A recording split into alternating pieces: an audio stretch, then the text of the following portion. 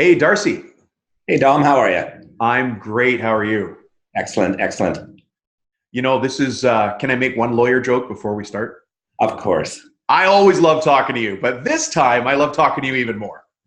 That was a pretty weak shot. Yes. Well, I want to keep you happy through the interview here. Absolutely. So does that mean I get another one halfway through? Another shot? You never know. Sometimes they just roll out. So welcome everybody to the show. I've got Darcy Wray, who is an excellent lawyer, and I know that because we work together. Is that the euphemism where you're my lawyer and help me through stuff? That's the one. That's the one. And I know him to be an excellent lawyer, and which I find very rare is that, Darcy, you're also an excellent businessman, which are not always the same thing. Absolutely. I think that's a big part of the distinction is that I run my own business. And so I get, what it means to be an entrepreneur or what it means to be a business person. I have a P&L and I have expenses and I have employees and I have contractors. So I bring, that experience to the table in addition to the legal services. Yeah, I think that is so important. And for those of you listening, regardless of where you are in the world, when you go to choose a lawyer, or think about what kind of lawyer you might need, get one who's a business person. It's very different than getting a book learning lawyer than an entrepreneur, business owner lawyer. Exactly. Yeah. So Darcy, thanks for joining us here. Today we're talking to cabinet makers, architectural millworkers, people that make beautiful things out of wood. And also increasingly, there's a trend on my show that we've got other tradespeople, roofers, electrical contractors, and HVAC contractors. In all cases, they're business owners. So why the heck would I have you as a lawyer talking to us about subcontracting? Do you know anything about that? So I own my own firm. It's called Affinity Law Group. And all we do is we provide legal advice and business advice to entrepreneurs. And so contracts, employment agreements, that's all we do, bread and butter every day. Right. So you deal with lots of subcontracts and subcontractors. Absolutely. Yeah. Absolutely. Well, today I've invited you on here to talk about the 3 Ps of subcontracting. And the reason that's important is I think because maybe talk about the life cycle of a deal from a trades guy's perspective first, just to give it some context. Sure. The people listening here, in large part, are subcontractors. Some are suppliers, but this all falls within the same scope. Is a deal comes up, and if it's a commercial bid, they bid on that job.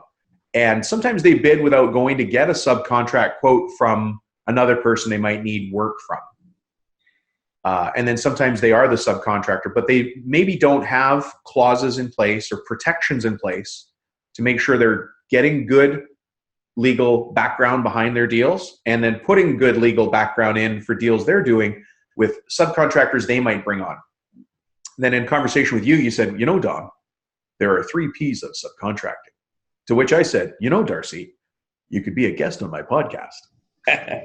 Who knew those 3 Ps, those 3 letters? So what are the 3 Ps? So the 3 Ps are parties, price, and property. When I talk to any young lawyer, my comment to them is that if you get those 3 elements of a contract on a piece of paper, then you've probably got the basic foundations of any kind of contract. But I think it's important, Don, before we actually talk about the contract itself, to understand the context of why. Why do you need a contract in the first place? 3 Ps or otherwise. Right. And I think that, this is what I find with most contractors is that they don't appreciate the fact that every time you put up your hand, you shake somebody's hand and you say, I agree to do that, you've created a contract. Verbal, even just talking it? Well, just a talking. A verbal contract is a contract. So if I say to you, Dom, I'm going to sell you my, 2002 Honda Civic for $2,000, and you say, hey, I'm good for that, and we shake hands, and we didn't actually even need to shake hands. As soon as you say yes, and I agreed, we've made a contract. Wow. The problem is that 4 years later, when I recall that I said 4, and you recall that I said 1,000, now all of a sudden you have this uncertainty of what was the terms of that contract. Okay. And that's why it becomes so important when you're doing these arrangements, because contracts are made when you have verbal agreements or arrangements between parties. The issue becomes, how do you evidence or how do you confirm what that agreement was? And my experience with many subcontractors is they sit at the front of the construction project and they talk for about an hour. And one person walks away thinking they've got a contract and they've got a real clarity in their head as to what they agreed to. And the other one said, we had an agreement to agree and we're going to go figure out, what it is a month from now.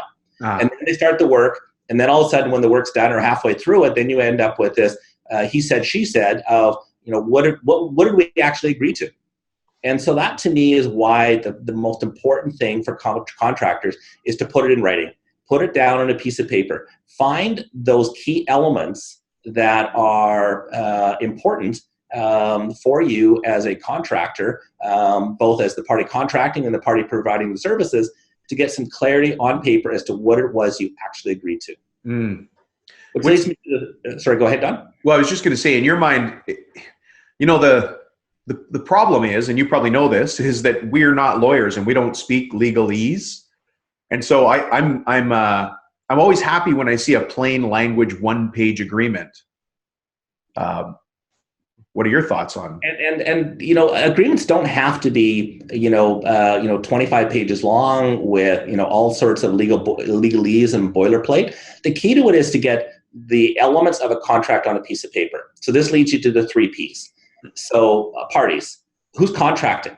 A lot of contractors will incorporate, but the individual will walk up and have the conversation. So I, the contractor, have John come and approach me and talk about all the wonderful things he's going to do for me. And then he leaves. And I think that I've contracted with John, who is incorporated and is wanting to protect his family from liabilities for things going wrong, thinks that he's entered into a contract with his company, but he never talked about his company with the contractor in that conversation.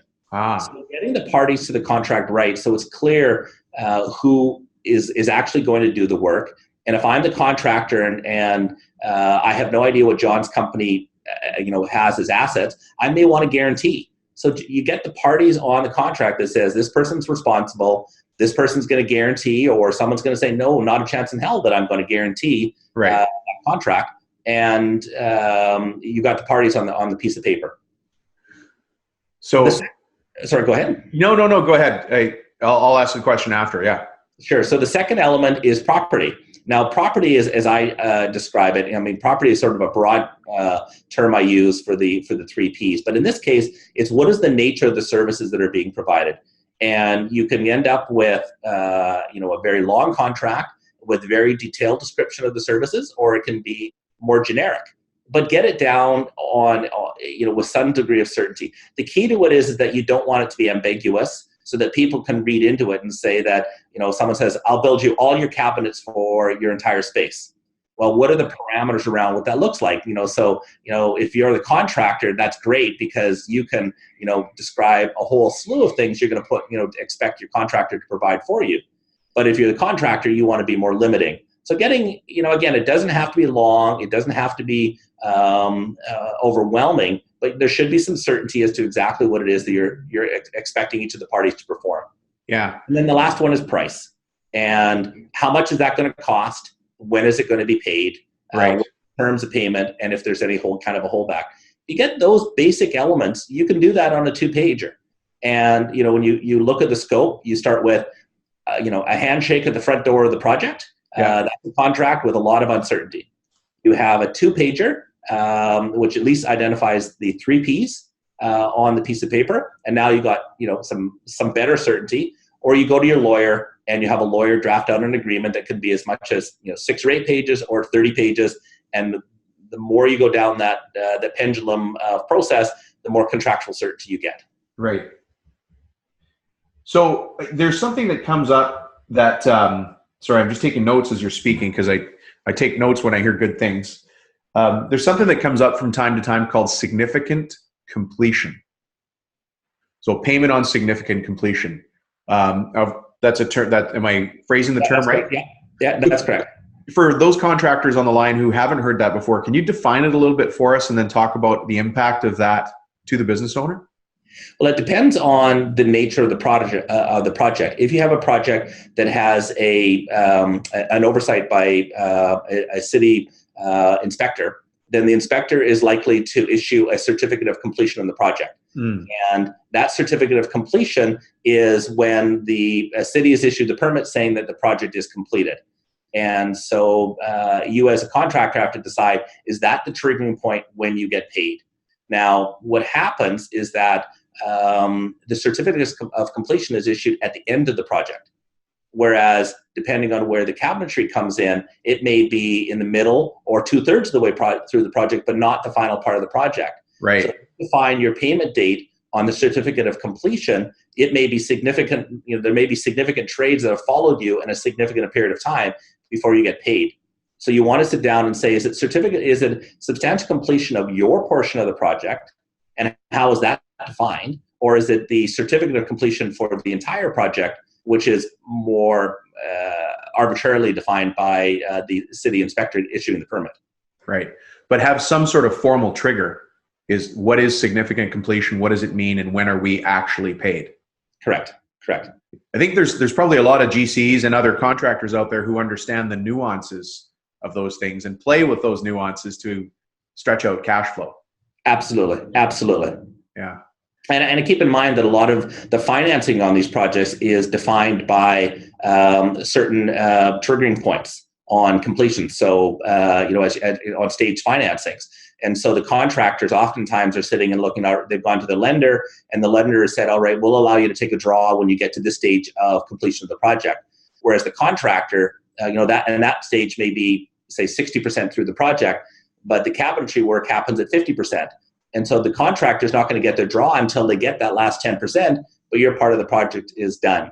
So having that conversation up front and having some clarity about what that expectation is, and what, the contractor, maybe they come clean and they tell you what their draw schedule looks like, or maybe they don't. But at least having that conversation so there's no uncertainty and the cabinet maker is not sitting around waiting for payment and wondering why the contractor is not writing the check. There's a lot of that wondering why and when that contractor is going to be writing. And once the work is done, all the power is gone. Exactly. That lends itself to the question about liens. Yeah, and as a contractor, you do have a lien right that's created at law, but there's a requirement for there to be a holdback on the payments that are being made on the project. If there's no holdback, then the lien rights are extinguished. So you want to make sure that you do in fact have your liens and the lien payments being held back, and the contractor actually in the contract providing for it. Now, liens are governed by the jurisdiction in which the work is being done. So it's probably beyond the scope of our conversation, because I know your audience is much broader than where you and I reside. Right. And so you have to look at the legislation in your particular jurisdiction to figure out exactly what you need to do in order to ensure that you have your lien rights. Yeah. One of the things, just still on the lien subject, and I appreciate you compartmentalizing it there, establishment of risk and boundaries. But one of the things that I hear a lot is, I don't want to lien that project because I want to do more work for that contractor. And so there's a lot of stress on the business owner thinking, geez, I need to get paid and I want to lien the property. But if I do that, he's not going to like me anymore and they're not going to use us next time. From a business case perspective, just from the business case, where you fall on that? And you nailed it right. It's not a legal question at that point. It's a business question. Is how confident do you feel that you will get paid and paid properly on this particular project? And how valuable is that relationship for the next project? And it may be that you have a contractor that's working on a project that's financially failing. And, you have to decide if you take a loss on this project, will you make back the loss on the next one? Because you stood behind the contractor when he was putting this together, and that's business case by case. You have to figure out what works for you. Yeah, and you've heard more cases than I have. Certainly, you're a lawyer. I'm a business coach. We have these kinds of conversations, but I've had cases where a client has come to me and said, "I put a lien on that property," and the GC, the general contractor, then told me, "I'm glad you did that because now I can go to the actual owner and say, well, these guys need to be paid." They've officially registered themselves as needing to be paid, but the GC couldn't do anything until that person made a stink about it. And then other cases where they put a lien, and quite frankly, it didn't change the relationship at all. It's just a course of business for the general contractor. Didn't ruffle his feathers at all. And my experience is that a lot of people are actually afraid to talk to people. It's having those conversations. I mean, because the third piece that you can add to this is that if you as a contractor are being asked to hold off on getting paid because of something that's beyond your control, there's nothing that stops you from negotiating some protection or some return. So if you got a higher risk, you should get a higher return for what you're getting. So maybe that you negotiate with the contractor and you get a premium on your project because or your invoice because you have to wait 60, 90, 120 days. Or maybe the contractor gives a personal guarantee where previously there wasn't a personal guarantee. So you have greater assurances that if something goes wrong, that you have some recourse against somebody that will have assets when you need to get that protection. And then you don't file your liens in those instances. Or maybe just by having that conversation that the contractor says, please lien, because that will give me the tools that I need to pressure the owner to actually provide the funding. So, having those conversations, you shouldn't be afraid of it. The moment, and this goes back to the signed contract. The contract says that I'm supposed to be paid on the last day of the month, and you're not paid on the last day of the month. You can go to your GC or to the owner, whoever you're contracting with, and show them the piece of paper. It's the little 2-pager. It said, you were supposed to pay me at the end of the month. It's now the 15th. Let's have a conversation. And you stand in a position of not necessarily power, but rightness to have that conversation. Well, as I have recently learned with you, we're not going to comment on, is that having the conversation is very valuable, and not having the conversation, it can be very costly. It is. And a lot of times people keep on saying, well, I'm not going to have that conversation. It's a difficult conversation. I'm just a tradesperson. I know how to build a cabinet or install a cabinet. But I'm not really a negotiator. And so they avoid it. They kick it down the road. And so all of a sudden you're 120 days down the road, and you discover if you had a conversation at 30 days, you would have been higher up on the pile of creditors, and now you're at the bottom of the pile, and you don't have any bargaining power, or they don't have any appetite in having a conversation with you. So having the conversations, having them early, and not being afraid of them will go a long way in resolving a lot of these types of problems.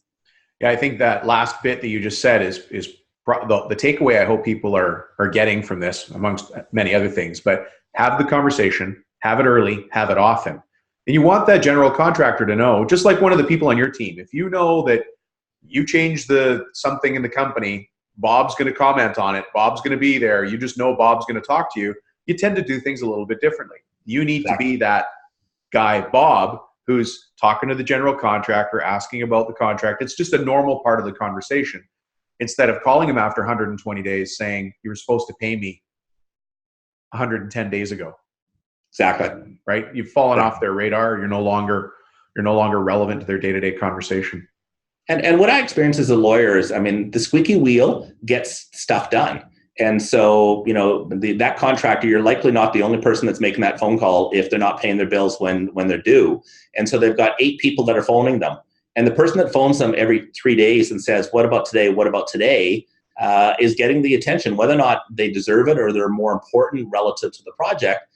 The fact is that they're in their face and they're having to deal with them, and they don't really want to pick up the phone and talk to Jack one more time about why his bill isn't being paid. Oftentimes you'll find those people just get resolution much faster than the person who thinks that they're doing the good thing by just sitting in the weeds and being the patient fella. Yeah. It is easier to be the squeaky wheel. There's 1,000 reasons not to make the phone call. But there's just one good reason to make that phone call. Is because you're not a bank. You run a trades company. You run an electrical company, an HVAC company, a cabinet making company, a distributor who serves the cabinet making industry, whoever you are. It's easier to make the phone call than to perhaps visit the lawyer and after the fact to figure out how to actually register that lien and realize on it. Yeah. And it's a lot cheaper. What's that? It is a lot cheaper. It is a lot cheaper. So just what are some of the reasons that you see people coming to you in a subcontracting situation that could have been avoided? If you have any examples of that or stories, obviously you can't use names, but. Right. The starting point I always start with is the contract itself, the written contract. The biggest thing that I find as a problem is the he said, she said. and they've got uncertainty as to what the expectations between the parties are. And eliminating those uncertainties goes a long way in resolving the problem. Again, a lot of people I think are more interested in getting the job, and they'll figure out how to work out the details after the fact. I think you just nailed it right there. And then once they've got the job and after the fact arises, they realize that, all right, well, I'm going to get 90 cents on the dollar out of my out of pocket. Yeah, my team was busy for the last 4 months, but I'm actually going backwards. So would you have been better to have taken a 4-month holiday than to have actually done this job? And the reality is, financially, the answer is probably yes. Everyone was employed, and everyone, if your job was to keep the world employed, maybe it's okay. But if your job is to put food on the table and take care of your family, maybe not. And so having that conversation up front, having good clarity up front as to what expectations are, putting it in writing so that you have certainty amongst everyone as to what the expectations are, and then having regular conversations along the way. Normally if you're a contractor, you have a pretty good sense as to whether or not things are going sideways on a project. Right. Either, they're not happy with your work and you're flagging that up front, or they're having financial problems and there's uncertainty as to whether you're going to get paid. But as you alluded to, the moment they finish the project, their bargaining power disappears. And so, having that conversation up front and making sure you clarified before you've lost that bargaining power, is worthwhile having. Yeah. The hard part is you want to keep working. You want to keep your guys working. And so you send them back on the job instead of perhaps holding them back. Yeah, I know a lot of contractors, a big part of it is making sure that they've got the next project lined up, because, they're subcontracting, trades to get the job done, and they like the sub trades that they're working with. And so if they don't have the next job lined up, the sub trades will go work for somebody else. And then when they do get the job that they want, they can't get the team that they want to actually get work done because they're off working with somebody else. So they'll take projects without having that certainty, just to make sure that they keep the team together. And you really have to balance that risk of keeping the team together against the uncertainty as to whether or not this was really a project that you should have been taking on in the first place. Yeah, I mean, that's a conversation that I actually have with business owners a lot. Is that if you're just to pick a number out of the air, if you're $1 million trades contractor right now, you actually run the perfect $1 million trades contracting business. You're perfect. Everything you do has gotten you to $1 million. But if you want to be a $1.5 million or a $10.5 million trades contracting business, you're going to have to act and think and react differently than a $1 million business does. Absolutely. And those numbers are irrelevant. It's about taking action to be different. Yes. So there may be times you have to refuse a job because you're not a bank. Yeah, absolutely. Absolutely. Yeah. Well, Darcy, this has been great.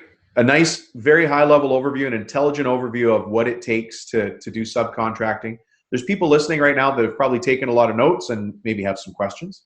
Hey, if somebody wants to ask questions or get in touch with you, how do they do that? Go to my website.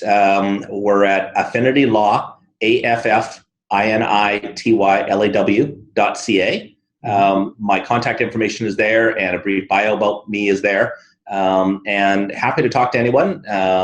Initial consultations, I generally don't charge for, depending on, how complicated the requests are for it, but happy to pick up the phone and chat and share ideas if necessary. Sure. And so just a point of order, does this count as an initial consultation? For everyone but you, Dom. Damn it. Yeah, I told you I'd sneak another shot in there, and you countered me nicely. All right, Darcy. Well, thank you for taking the time to join us and talk to the community today. We call it the crew. Everybody in this audience is the crew, and the crew is growing because I'm bringing on, I think, really smart people to talk about very important things. So thank you for joining us for that. Dom, thank you very much for the opportunity. This has been a lot of fun. All right. Have a great day, Darcy. Thank you. Bye. Bye.